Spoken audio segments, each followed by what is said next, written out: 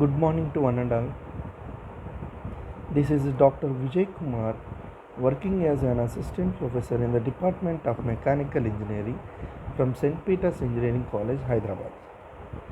Today I am going to discuss about the steam nozzles problems from Unit 2 of Thermal Engineering 2 subject. So last class we discussed what's the function of steam nozzles and how we are solving the problems with the help of the steam tables and Mollier diagram. Now today we'll discuss the one more example problem. A steam turbine develops 190 kilowatts with a steam consumption of 18 kg per kilowatt hour. The pressure and temperature of steam entering the nozzle are 12 bar and 250 degrees Celsius respectively. The steam leaves the nozzle at 1 bar. The diameter of the nozzle at the throat is 8 mm. Find the number of nozzles used. If 10% of the enthalpy is lost due to friction in the diverging portion of the nozzle, determine the exit diameter. So, based on the question, he has given the what's the shape of the nozzle? It's a convergent divergent nozzle. How he has given the throat diameter. So we have to find out the number of nozzles required for developing the 190 kilowatts with a steam consumption of 18 kg per kilowatt hour, and also consider the friction factor or friction loss. Due to friction loss, it is a 10% of the enthalpy. Due to friction, 10% of the enthalpy is lost. So in the diverging portion of the nozzle, determine the exit diameter. So means what is the largest diameter in the diverging portion. So first we have to draw the HS diagram of the convergent and divergent nozzle.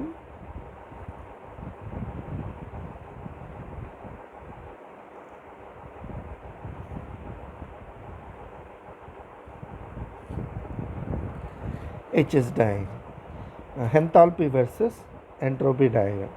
What he has given? He has given the 250 degrees Celsius. So means it is a superheated steam. So first note down the pressure. What's the pressure? It is 12 bar. Exit pressure is the 1 bar. So 12 bar pressure, 1 bar pressure. But we don't know the throat pressure. So this is the convergent portion and divergent portion.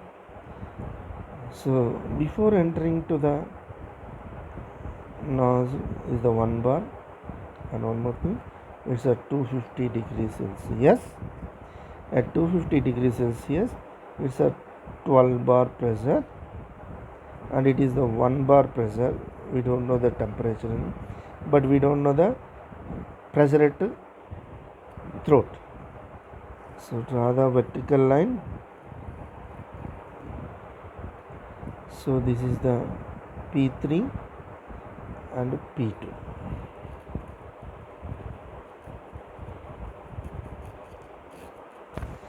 So the horizontal lines are the H1,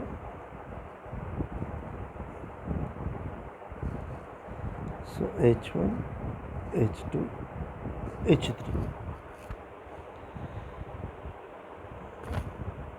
Now this is the entropy diagram, enthalpy versus entropy diagram.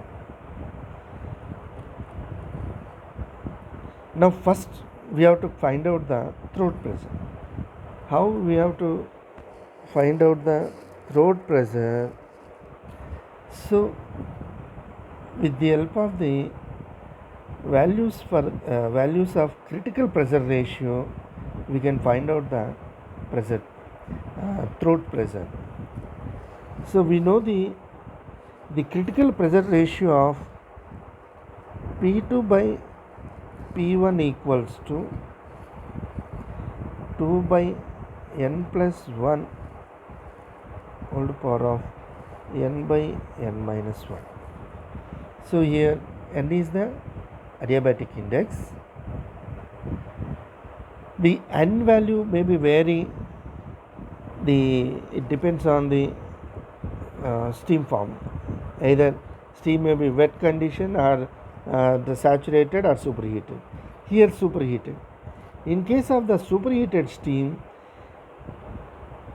the n value is the 1.3. In case of the dry saturated, 1.135. So substitute the n value 1.3 and calculate the critical pressure ratio.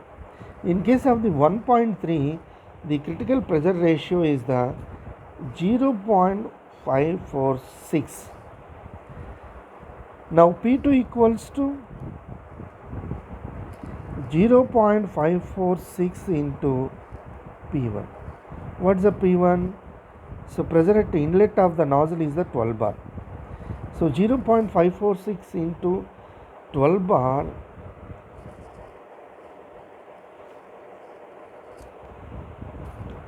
equals to 6.552 bar.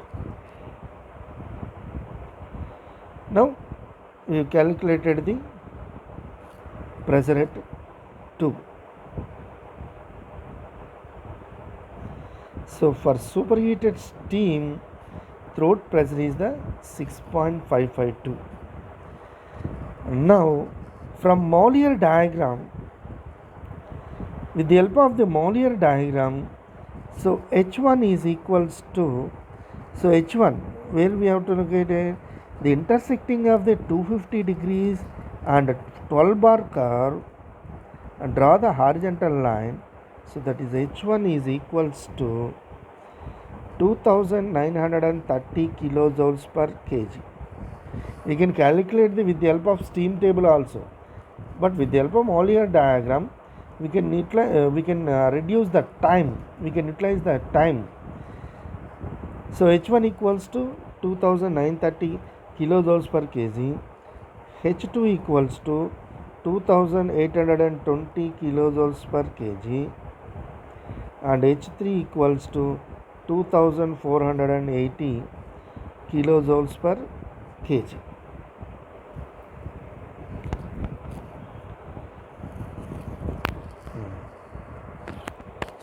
Now we have to calculate? We have to calculate the throat pressure at 2.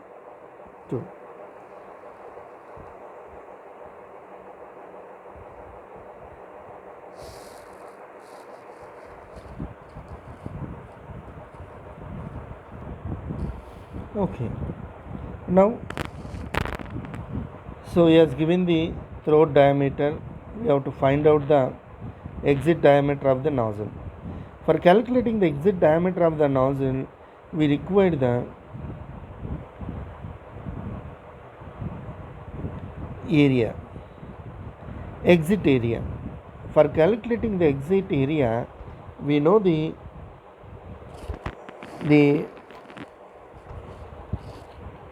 mass flow at 3. Mass flow C equals to A3V3 by specific volume at 3. We can, for calculating the A3, we have to calculate the exit velocities.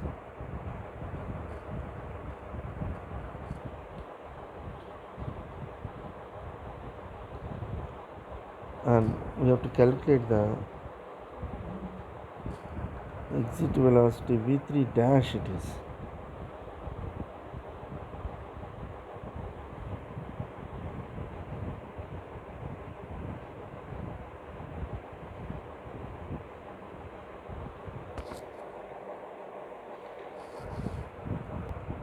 And one more thing, we have to consider 10% of enthalpy drop. So 10% of enthalpy drop is, So this is the 3 dash.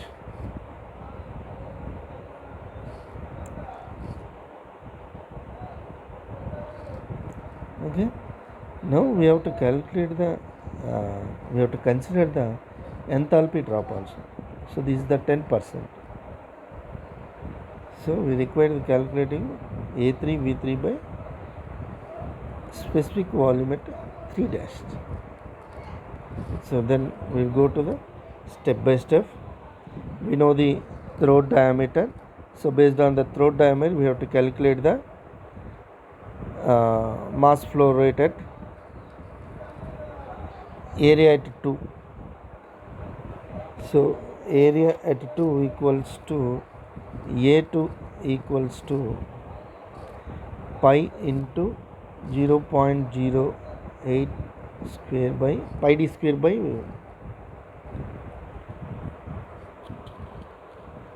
4. So after calculation it is 5.026 into 10 to the power of minus 5 meter square. Now we can find out the throat velocity. So for calculating the throat velocity, V2 equals to 44.72 square root of H1 minus H2. So already H1 is the 2930 kilojoules per kg, H2 is the 2820. So substitute the values.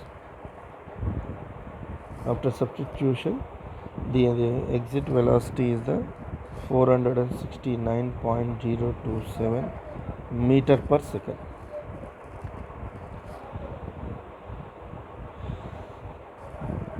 Then mass flow equals to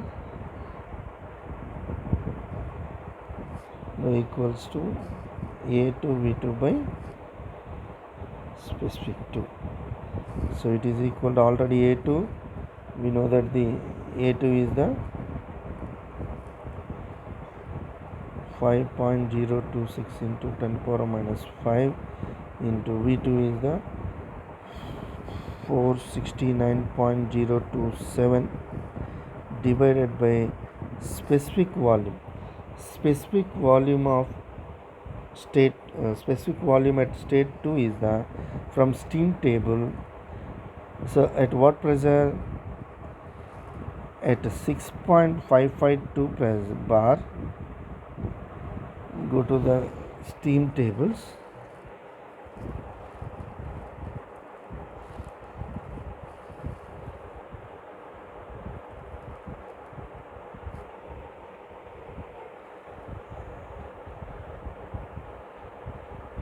Next, from the Mollier diagram, at state 2, 6.552 bar, at corresponding temperature, we can calculate from the temperature from the Mollier diagram. It is around 175 degrees Celsius. So specific volume of 2 is the from steam table 0.2969. So then mass flow at throat is the 0.079 kg per second. Actually total consumption of steam, but total consumption of steam is equal to 18 into 190 by 3600 is equal to 0.95 kg per second. So then, first we have to find the number of nozzles. So for producing the total consumption, total consumption of steam is the 0.95 kg per second. So for find outing the number of nozzles, n equals to total consumption of steam per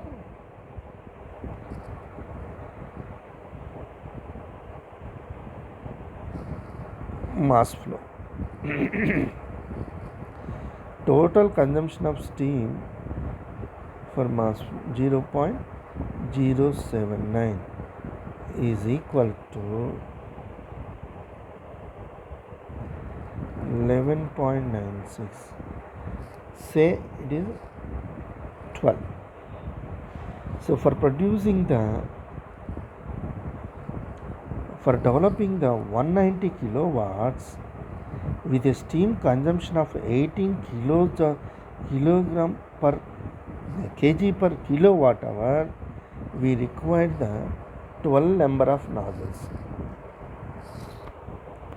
Okay, and now calculating the exit dia. For calculating the exit dia, we require the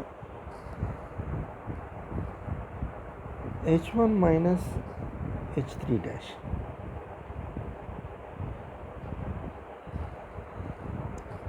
So is equal to 0.9 into 2930 H1 value, then H3 value is from the Mollier diagram with the help of the steam table.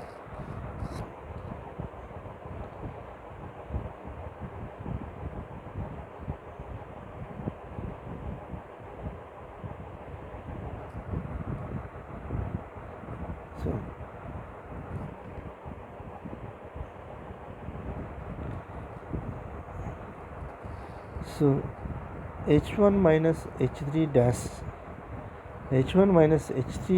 is equal to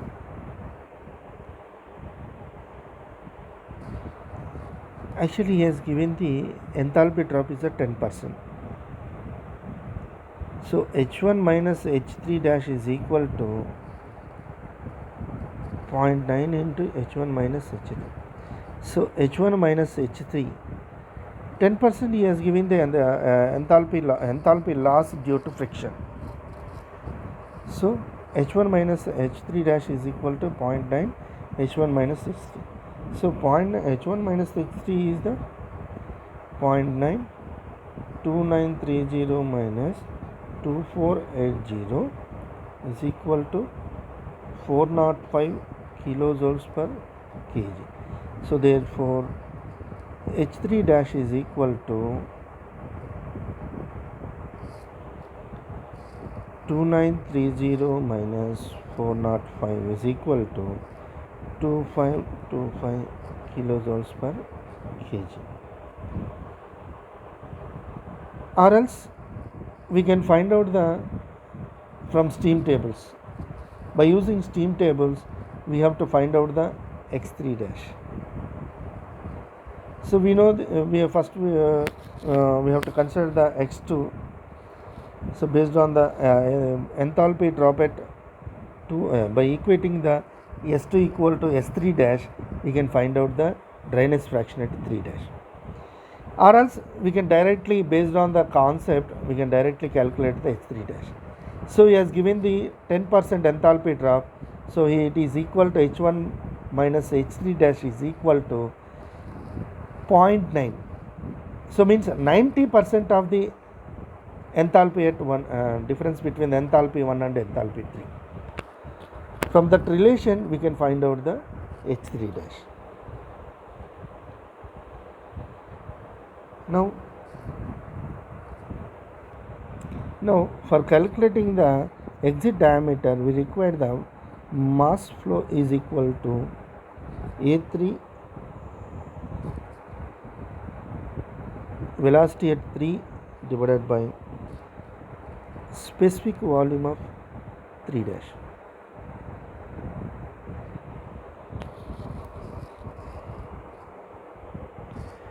For calculating the exit velocity 44.72 square root of h1 minus h3 dash. For substituting the h1 and h3 dash, the exit velocity is the 899.97 meter per second. So we require A3, and already we have mass flow. And next, for calculating the V3 dash, so that is specific volume at 3 dash, the formula is x3 dash into Vg3.